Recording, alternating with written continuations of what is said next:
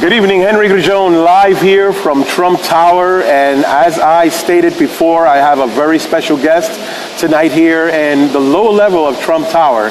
His name is Matt Riccardi, and he's running for New Jersey governor. And this is going to be a treat, guys. And he also is a veteran for the Marines. And introduce yourself, Matt, and let everybody know here that's watching us tonight. All right, thank you so much, Henry, and thank you everyone that is tuning in. As Henry mentioned, my name is Matt Riccardi. I am a United States Marine Corps veteran. I am an Ivy League alum. I am a constitutionalist. I am a Christian, and I am a full supporter of the President of the United States, Donald Trump.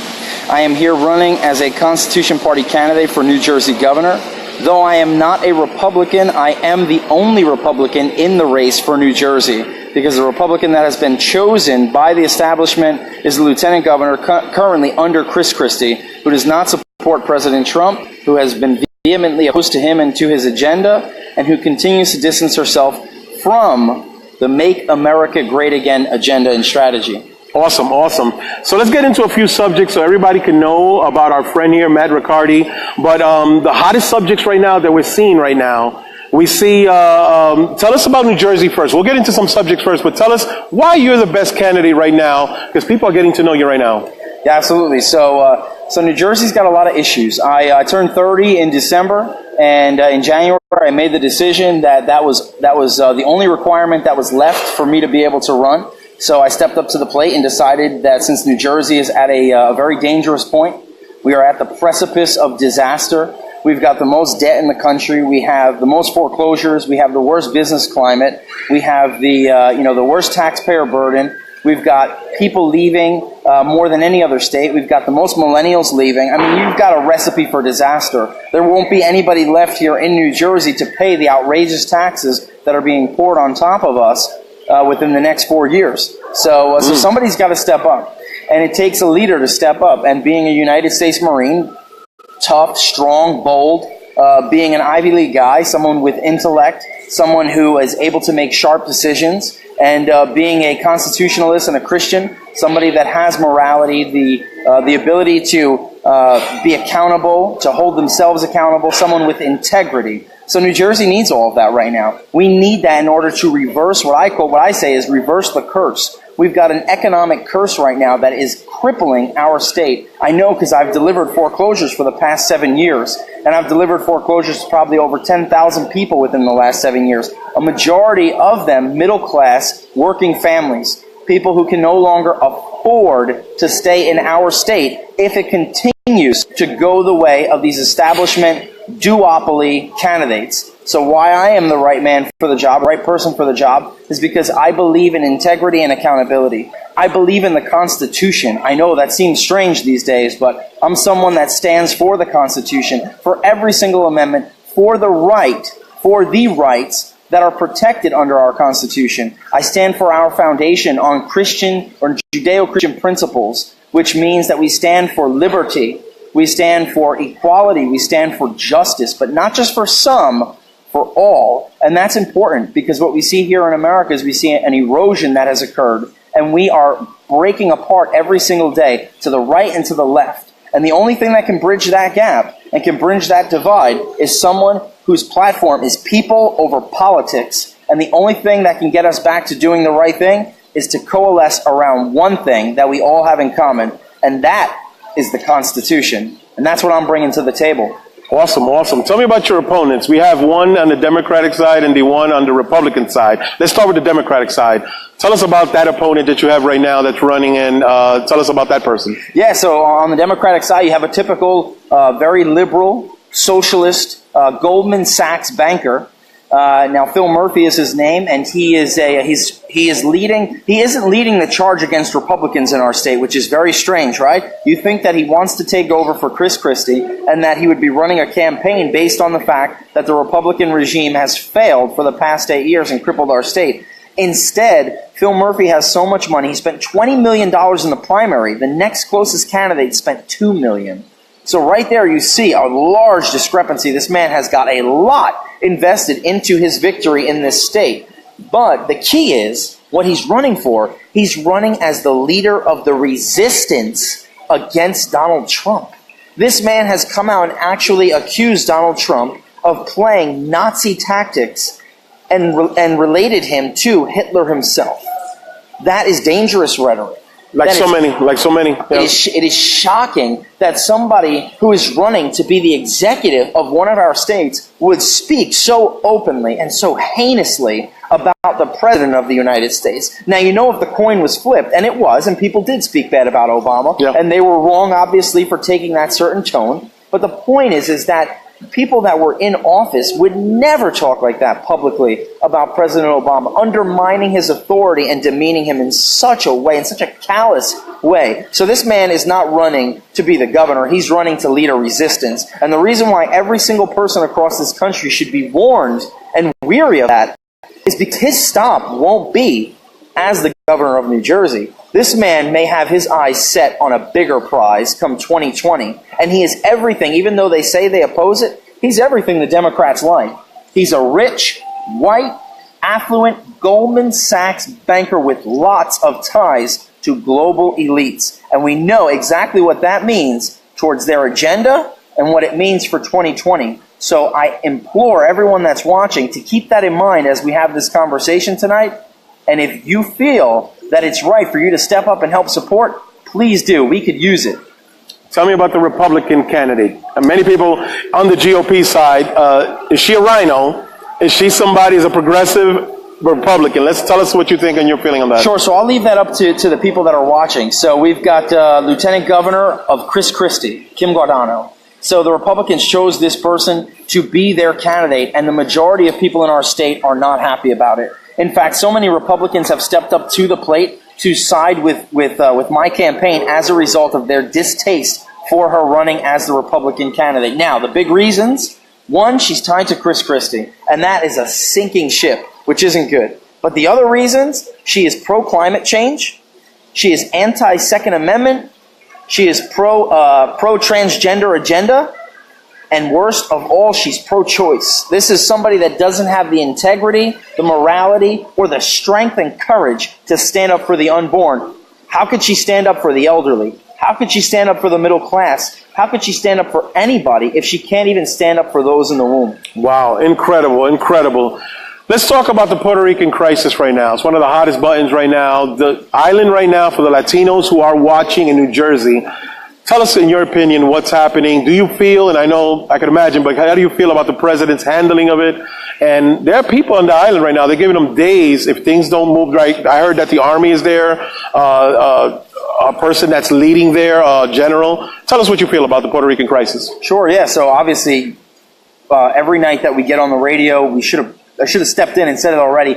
Please keep them in your prayers. Puerto Rico is, they are Americans. They are our people, right? It's a territory that belongs to this country.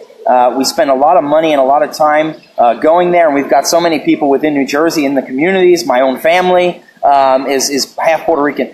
So, it's important that we take in mind that we have compassion and that we think about them and think to do more than just send money, right? We want to step up and we want to send as much food as possible. We want to pray for them, but we also want to, if we can, get involved.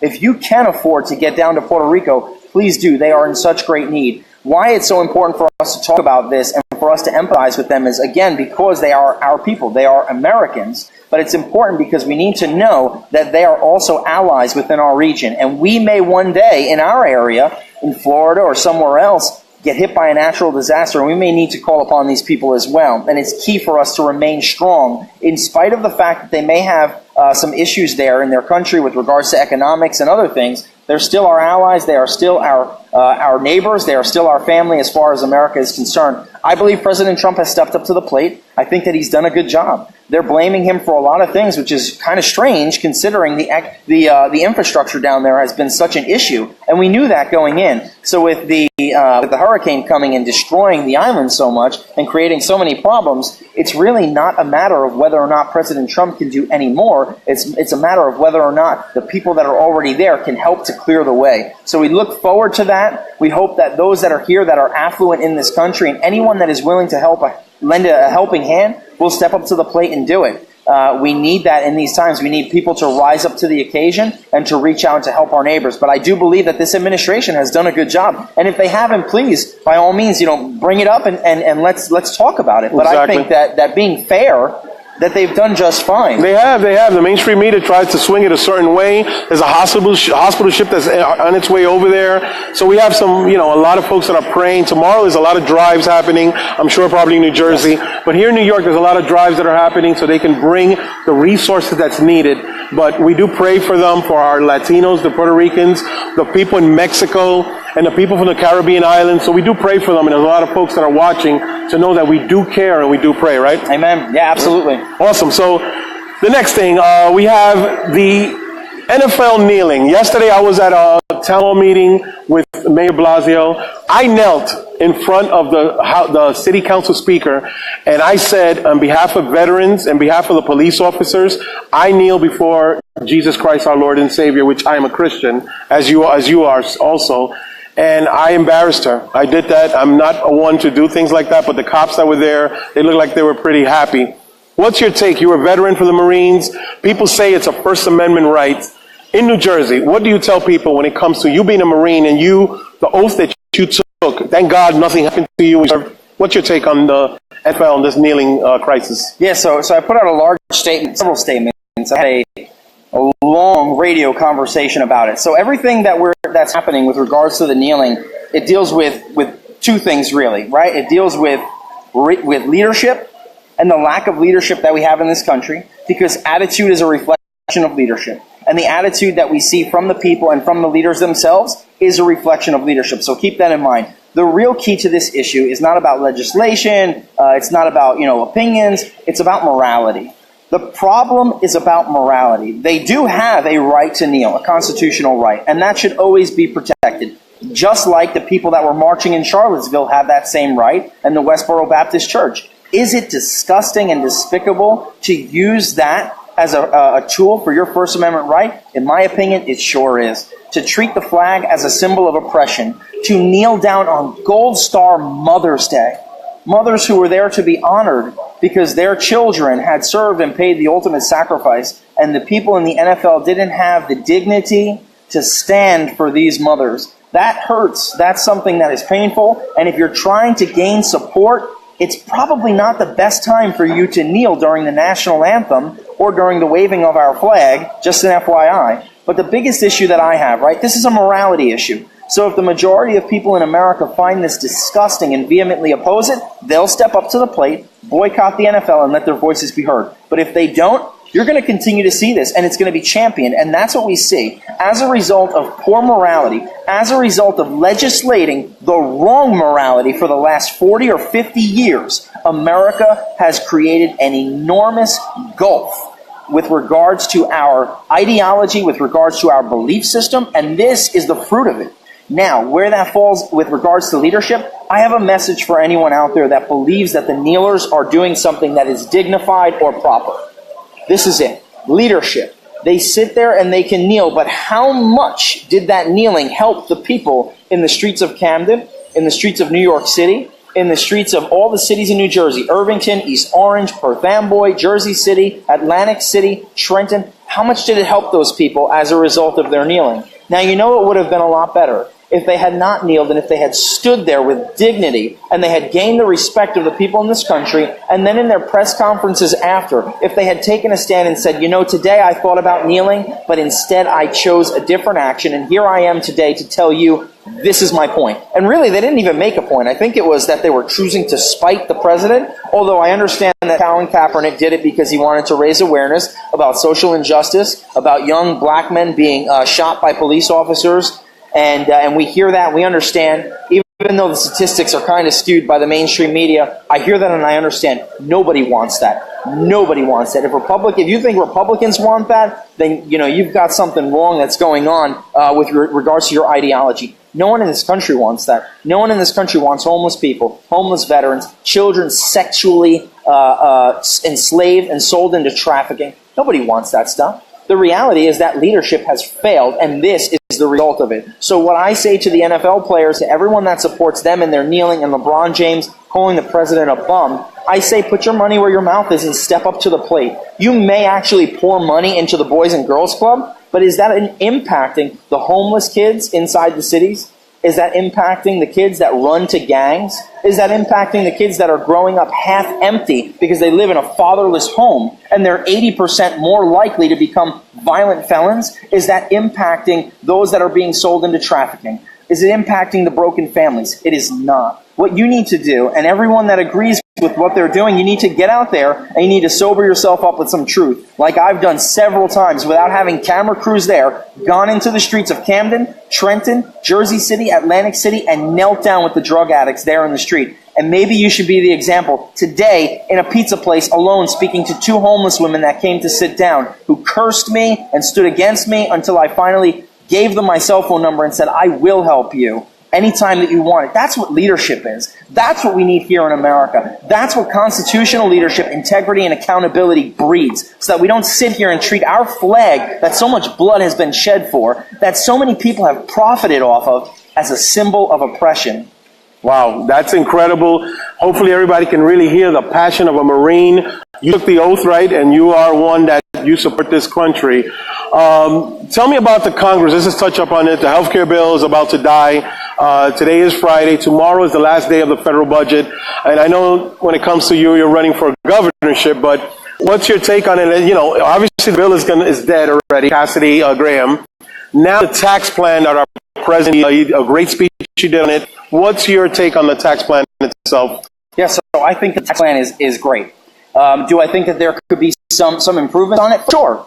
But I think that it is an absolutely solid plan that we need to implement. Why? Because it cuts taxes for the people that need it the most. And though they're sitting there and they're touting this as being a cut for the wealthy, the reality is that it's not a cut for the wealthy. It's a cut for everybody. It doesn't always have to be us against them. It doesn't always have to be the wealthy against the poor. It's not either or, right? We're all in this together. And what President Trump did was he created a plan that would bring forth economic prosperity for everyone by shrinking down the tax code, eliminating various loopholes that only benefit the rich who don't pay, right? They pay lawyers to get through the loopholes. So this is everything that we need. Now, there has been something that we should note is there's been a large attack from the New Jersey media attacking President Trump. And if you've read this, don't believe it. It's a lie. They're attacking him because there are certain people that are going to lose tax credits as a result of his plan. Well, I got news for you. You wouldn't have to worry about those tax credits if your state legislators did their job. If you had leadership within your state that actually did its job, you wouldn't have to worry about the fact that you're banking on a small tax credit that comes as a result of the federal government handing out this, that, and everything else. It's absolutely a lie. He didn't do that to you. The legislators did that to you. The governor did that to you. If you want your money back in the state of New Jersey, I've got a plan to cut your state income tax. There are a lot of states in this country that have no state income tax. Their property taxes are almost as high as ours, a little bit lower. But the fact is that they recognize that we're getting our money from the property tax. So why don't we give back liberty to the people of to the people of our state? The same thing that I want to do. And it lines up with what the president is doing. We need to bring back liberty. If people are going to be able to live in this country and to afford to live in the state of New Jersey, they have to be able to keep what they have made, which is completely constitutional. It's your money. The federal government and the state government didn't earn that money. You earned that money. So we need to cut the state income tax and put choice and liberty back on the menu.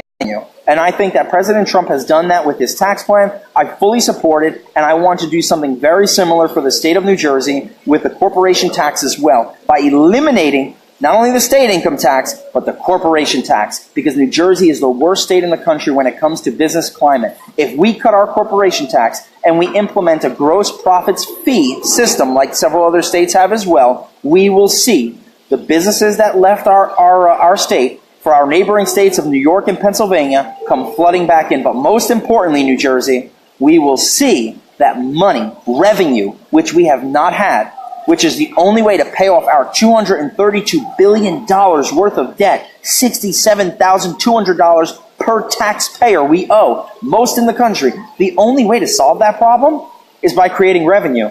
Government doesn't create revenue. It taxes the people. And what we need is we need to scale that back, and we need businesses to flood into our state and to bring money. It's a win-win for all. Awesome. After Judge Moore in Alabama, the momentum for We the People is on fire. You a guy with passion. I got to tell you, I've actually interviewed numerous Congress folks right now, got people in the U.S. Senate, City Council here in New York City. And I got to tell you, you look like the perfect example that we the people want somebody with new fire. Thank you. You seem like that new fire. Judge Moore changed everything in Alabama. You see what happened? Yes. Nobody expected what they thought he was going to be the underdog. In this case, you're going against two big giants. I like to use David and Goliath. You're David right now. That's right. Tell us right now, as a final thought, David, yes. What are you planning to do against these two Goliaths that you're going to go against in your plan for the next couple of weeks? 41 days or 42 days to election day? Almost, yeah. Almost. What is your plan, letting everybody know, Matt Riccardi, why you are the one who's going to come above like David did against Goliath? Right. So the most important thing for you to know is obviously that David had a lot of faith. And I've got a lot of faith. I'm a Christian. I have faith in... Sorry, guys. We're Christians here. We got to talk biblical. Go ahead. Right. So I had a lot of faith in my belief in Jesus and in God. And that's key to me. But even aside from that, I've got faith in the people. I know that the people, the same people that were so angry that they were willing to put someone who was a businessman and not a politician into the presidency are the same people that are going to bring this home for New Jersey. The stone that I have in my sling, and this is the most important thing, if you get nothing else from this conversation, I hope you get a lot, but if you get nothing else, the stone that I'm swinging around in my sling is a contract. I have what no one has ever created, as far as we know, because I don't know every race in the country, but what I have that no one has ever created is a legally binding contract. That contract is between me and you, the voters. What happens is, every single time that a politician opens their mouth, lies come out. Not really, but yeah. But politicians don't tell the truth. I intend to bring integrity and accountability back to government. And how I do that is through a contract. When they speak, they tell you they're going to do this, do that, and do everything else, right? Single-payer health care, $15 minimum wage, property tax cuts, free college, marijuana, you name it, you're going to get it. Yeah, you name it, you're going to get it. So the key is that the politicians have said all these things, they've made all these promises, but they won't back it up. The difference is that when I tell you that we're going to never raise your taxes so long as I am your governor, that we are never going to raise your debt so long as I am your governor, that you will have liberty restored. Your amendments will be restored. Your Second Amendment, the right to life, these things will be restored. You can bank on it. Because unlike everybody else, I would pay the consequence instead of you. My contract comes with a $10,000 penalty that I pay out of both my pockets to the Democrat and the Republican parties. No one has ever done anything like that before, and it's something that you can bank on. And one final thing, just in case that stone doesn't get you, I will donate my salary, as President Trump did. I have vowed to donate my entire salary to the charities of the choice of the people. I am a man that does not make much money, but I recognize that if I am going to lead, I've got to lead by example. And you, the people, will be paying for my health care. You'd be paying for a great big mansion for me to live in. I don't need anything more than that. We'll put that $200,000 plus to good use, helping drug addicts, helping kids in the urban communities, helping people that have been trafficked and trying to recover, helping veterans dealing with PTSD, and so forth and so on. And that is why you should count on me to put people over politics and New Jersey first for once. Awesome. Guys, I'm going to be putting up his link very soon, and you can let everybody know where they can find you real quickly as we end this, and then I'm going to be putting links up that you can remember. These campaigns, if you can donate to his campaign, it will be great. But Matt Riccardi, I do wish you all the luck. I'll leave you as a last thought right now. Tell everybody goodbye and let them know where they can find you and what link and all your social media and everything else. Yes, and thank you so much, Henry, and for his great team that's here tonight. Thank you so much for the opportunity and for everything that you do as far as being a patriot for this country. You can find me at www.r4nj.org, and that is my website. We've also got another website, our sister site, which is www.mnjga.com, MakeNewJerseyGreatAgain.com. And you can find me on Facebook.com/Riccardi4NJ. And then you'll find me on Twitter, the same thing, Riccardi, the number 4, NJ. We've got 46,000 followers and supporters. You are all the best. I'm just a regular guy. I'm nobody. I'm just a regular guy trying to do the right thing. But thanks to you, I've got a voice. I've got the opportunity to step up to the plate and restore your liberty. God bless you all. Thank you for your time. Thank you, Donald Trump, for this great building for us to film it. Wow, could it be better than that? We're doing this live. We were supposed to do this Facebook Live, and we're doing it here in Trump Tower, and it's beautiful. You see this background, and I'm excited. I feel goosebumps right now because of where we at, what has happened to our country, and this candidate is full of fire. So, Matt Riccardi,